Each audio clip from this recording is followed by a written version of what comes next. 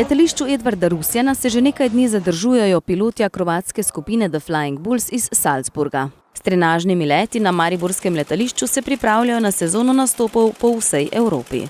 It's been a good week so far. We have this training camp every year. It's good training for the pilots, but also good training for the mechanical staff, the technical staff and logistics for the upcoming season. Že v preteklih sezonah so bili zadovoljni z lokacijo mariborskega letališča. Radi prihajajo k nam in tukaj dejansko trenirajo nekje za mitinge, ki se jih potem udeležujejo skozi celo leto.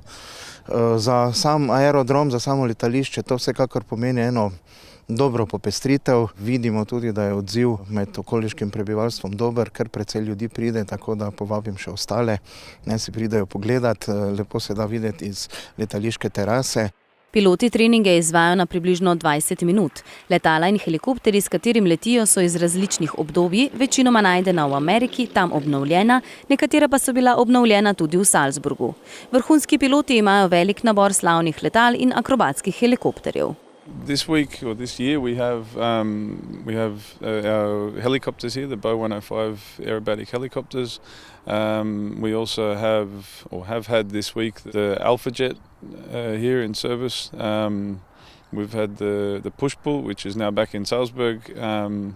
That's a Cessna 337, the one with a motor on the front and the back of the aircraft, which is quite unusual these days. We also have our T-28, which is a trainer from 1954, a trainer aircraft. We have our P-38 Lightning, which is the only one in Europe. It's actually the only one outside of the US. Built in 1945, restored about 10 years ago. Kar nekaj teh letal imajo celo v lasti, prav te pa tudi uporabljajo po vseh mitingih po Evropi, v solo akrobacijskih točkah ali v sestavljanju formacij. Dosežejo lahko hitrost do 700 km/h.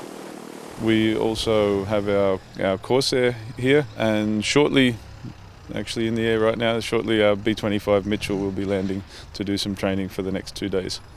Na vprašanje, kdaj lahko na našem letališču ponovno pričakujemo kak večji letalski miting, direktor letališča odgovarja.